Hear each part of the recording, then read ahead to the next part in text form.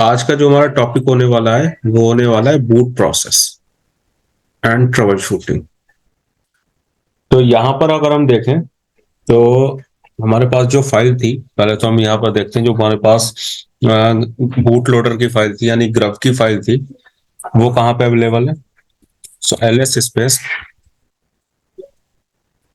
Slash boot slash grub2 और इसके अंदर grub.cfg इस नाम की एक ये फाइल अवेलेबल होती है।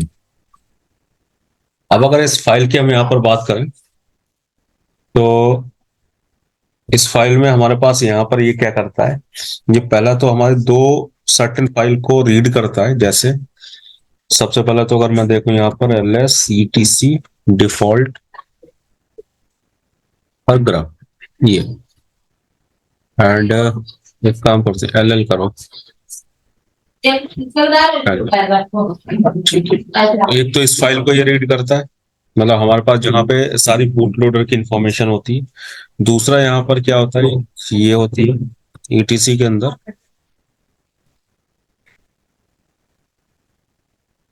grub.d ये डायरेक्टरी रहती है जिसके अंदर ये सारी इतनी फाइल्स रहती हैं। अब क्या होता है कि यहाँ पर ये जो सारी फाइल्स हैं, मैं ये क्या दिखाना क्या चाह रहा हूँ, ये सारी जितनी फाइल्स हमें दिख रही हैं ये सारी आपकी ऐसी फाइल्स हैं जो सिस्टम को बूट कराने का काम करती हैं कहीं ना कहीं।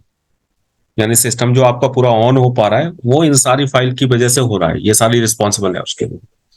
अब रिस्पॉन्सिबल ठीक है, पहले क्या होता था, अगर हम बात करें रेड एट 7 तक की यानी रेड एट 8 से पहले की, तो उस टाइम पे अगर आपकी जो फाइल होती थी grub.cfg, जो अभी हमने ये फाइल देखी थी grub.cfg ये वाली फाइल, अगर ये फाइल डिलीट हो जाती थी किसी वजह से, आपने गलती से डिलीट कर दिया या किसी और वजह से डिलीट हो गई, तो आपका सिस्टम जो है वो बूट होना बंद कर देता था। वो सिस्टम बूट नहीं करता था, आपको ऐसा शो करता है कि आपका ऑपरेटिंग सिस्टम करप्ट हो चुका।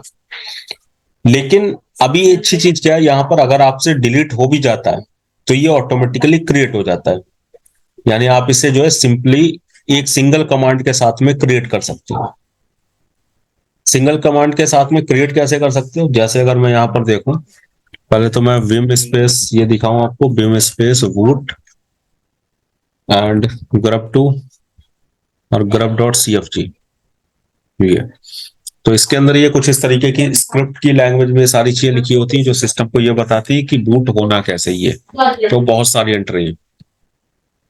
अब इतनी सारी एंट्री याद तो की नहीं जा सकती कि ये सब हम याद कर लें कि हाँ इसमें क्या लिखा होता है। टोटल देखे तो ये देखो कितनी है, 226 लाइन्स है इसके अंदर।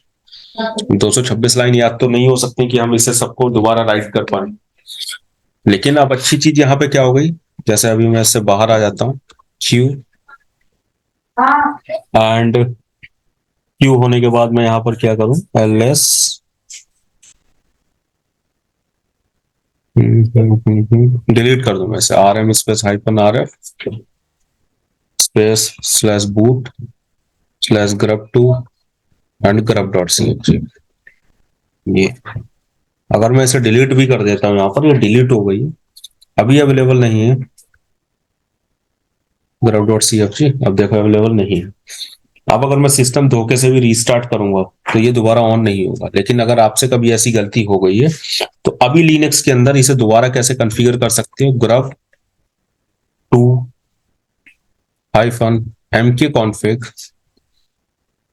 एंड ये साइन लगा दो और स्लैश बूट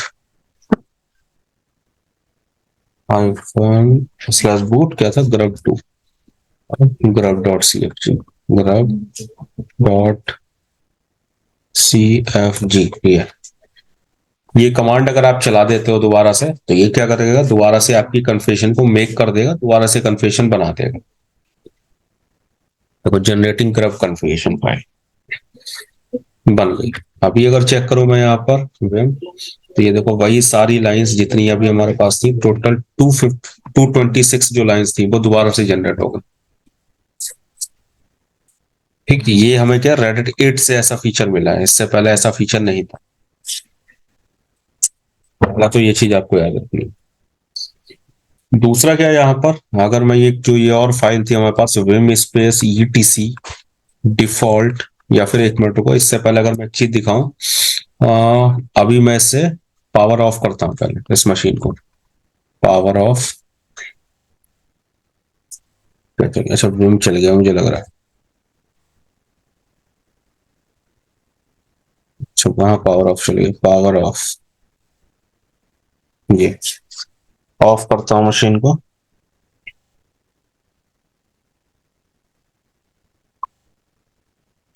अभी नीचे अगर ध्यान दोगे तो देखो नीचे टाइम आ रहा है कितना, है ऑटोमेटिकली 3 सेकंड। 3 सेकंड का टाइम है, 3 सेकंड में यहाँ पे ऑन कर जाएगा।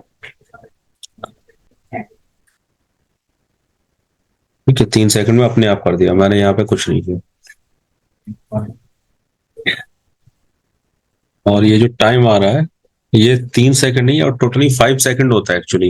ये 3 सेकंड जब हमने वहां पे पहुंचे उसमें 2 सेकंड ये माइनस करेंगे, थोड़ा सा ये बीच में लैग करेंगे। तो जो 5 सेकंड ले रहा है, हम इसे अगर टाइम को कम ज्यादा करना चाहते हैं तो वो देखते हैं। उसके लिए यहाँ पे एक फाइल होती है, रूट रेड हैट।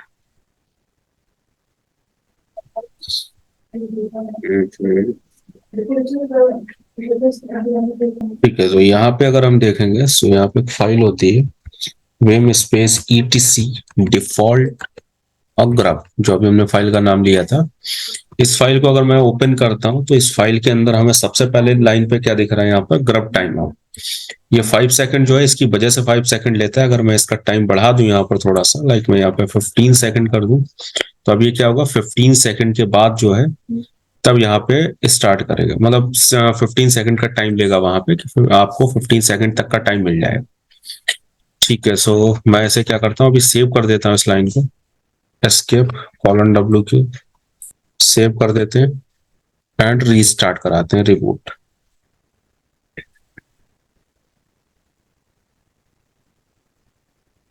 ये यार आप देखो नीचे में 15 सेकंड चल रहा था अगर ध्यान दिया, अभी भी देखो 8 सेकंड तक आ गया। ठीक देखा था 15 सेकंड, 15 से था, अभी 8 पे ये रुक गया है क्योंकि वो सिस्टम ना यहाँ पे वर्चुअल मशीन में स्लो जा रहा है, इसलिए वो 8 सेकंड पे रुका हुआ है।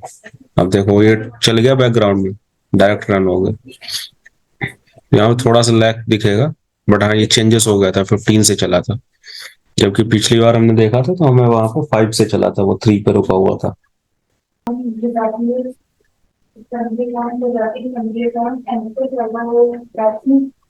ठीक है, तो ये फाइल हो गई हमारी जहाँ पे हम ये चेंजेस कर सकते हैं। इसके अलावा अगर हम देखें तो यहाँ पर ls या फिर ll कर लो, ll स्पेस etc, और हमने जो एक डायरेक्टरी का नाम लिया था grub.d, ये इसके अंदर जो ये सारी फाइल्स थी जो अभी हमने पीछे भी देखी थी, अगर इसकी हम और बात करें तो हम ये कह सकते हैं जो graph.cfg फाइल थी, जो अभी फाइल के अंदर सारी स्क्रिप्ट लिखी हुई थी, वो सारी जो स्क्रिप्ट आ रही थी वो इन्हीं सारी फाइलों से उठ के आ रही थी। मतलब उसके अंदर जो भी चेंजेस हुए वो इन सब फाइलों से आ रहे हैं। इन फाइलों को आप नॉर्मली कभी भी चेंजेस मत करो, एडिट हो सकती है बट एडिट ऐसे ना करो। आप इसे क्या कर सकते हो, बूटिंग टाइम पे एडिट कर सकते हो। ठीक है, जो हम इसका ग्रब करप्ट करते हैं, जैसे हमारे पास बूटिंग फाइल थी, जो ग्रब था जो हमने दोबारा से रिकवर किया था, क्योंकि ये क्या हम इसमें ट्रबल शूटिंग भी देख रहे हैं, जो प्रॉब्लम कई बार हमें देखने को मिलती है उसमें एक प्रॉब्लम ये भी रहती है कि कभी अगर आपसे या गलती से किसी वजह से भी आपका ग्रब करप्ट हो जाए, यानी आपका बूट लोडर करप्ट हो जाए।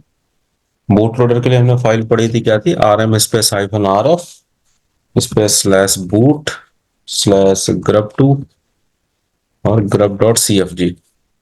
ये ठीक, ये फाइल पड़ी थी, हमने डिलीट कर दी।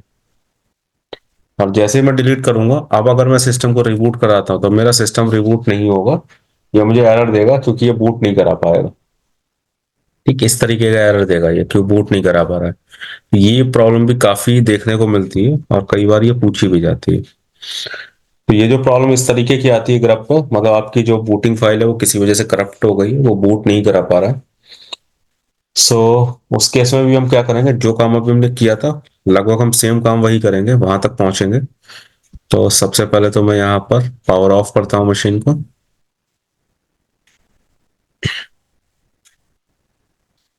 पावर ऑफ करने के बाद इसे मैं पावर ऑन टू फर्मवेयर करता हूँ।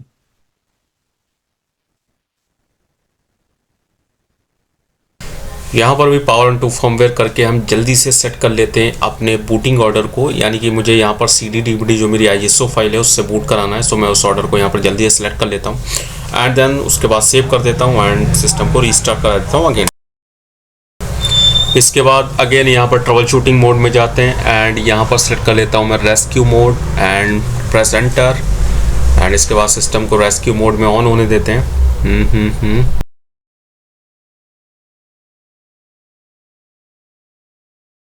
यहाँ पहुंचेंगे तो 1 फॉर कंटिन्यू।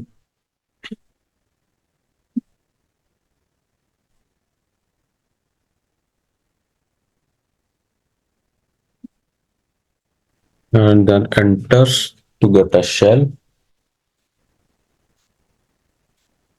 Then यहाँ पर हम सेम कमांड चलाएंगे chroot space /mnt /sysroot, then enter। इसके बाद mount space -o remount rw slash and then enter। तो यहाँ तक की कमांड सेम। बस अब हम क्या करेंगे, क्योंकि हमारा ग्रब करप्ट हुआ है, सो हम यहाँ पे grub 2-mk config space greater than /boot /grub2, जो कमांड हमारी ग्रब कन्फिगरेशन की थी, दोनों पीछे भी देखी थी, वो कमांड चलाएंगे grub.cfg। ये कमांड, ये क्या करेगा, ग्रब फाइल को दोबारा से क्रिएट कर देगा। Done. the same touch space /auto relevel। ठीक, ये कमांड चला देंगे। ठीक, इतना क्लियर ना? हाँ सर। तभी एग्जिट कर लेते हैं। सो हम इसे सेव कर देते हैं।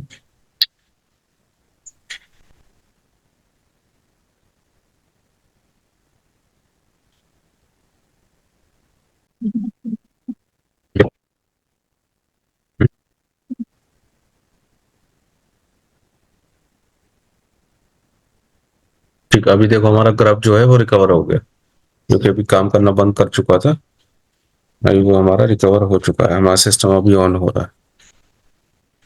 एक तो इस तरीके से हम ग्राफ रिपेयर कर सकते हैं।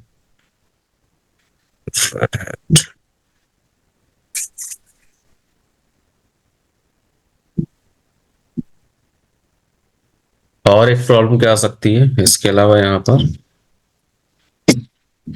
आपके सिस्टम में ये बूट फंक्शन के काम ना करने का एक रीजन और ये हो सकता है कि अगर आपने जो हमने फाइल पीछे पढ़ी थी etc fstep फाइल, उस fstep फाइल के अंदर अगर कोई गलत एंट्री कर दी, जैसे मैं यहाँ क्या करता हूँ, मैं यहाँ पे vim space etc fstep file open करता हूँ एंड यहाँ पर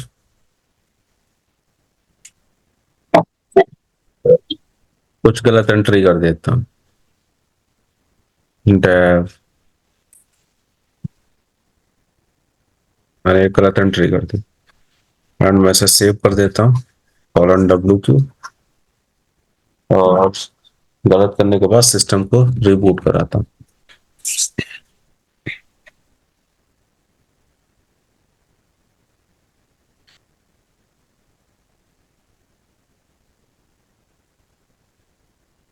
कैसे रीस्टार्ट होने दूं?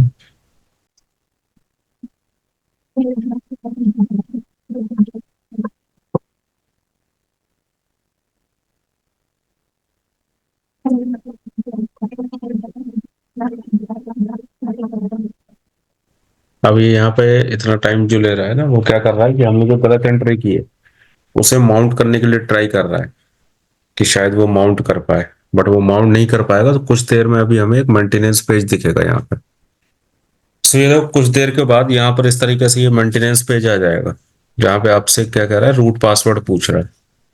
तो इस केस में जो हमने एफ स्टेप में गलत एंट्री की होगी तो हमें रूट पासवर्ड पता होगा, तो हम यहाँ रूट पासवर्ड दे देते हैं।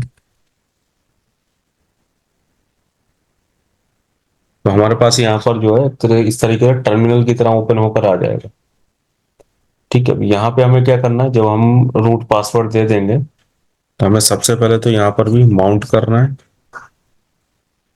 माउंट स्पेस -o, ये कमांड सेम चलानी है, रीमाउंट rw, स्पेस दे दिया, comma rw space slash, enter. क्या कह रहा है, mount etcf step parse error at line 15 ignore.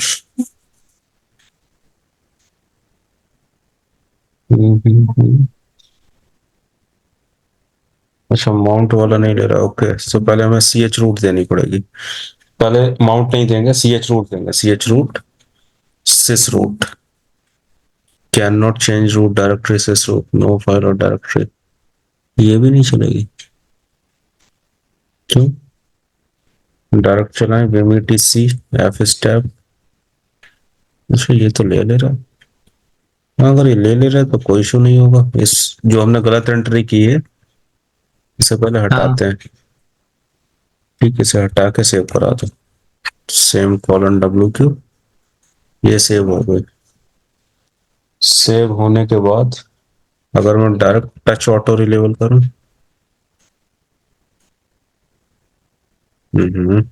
Slash dot auto reliable, enter, touch auto reliable, reboot. अभी देखते हैं, अभी हो जाना चाहिए।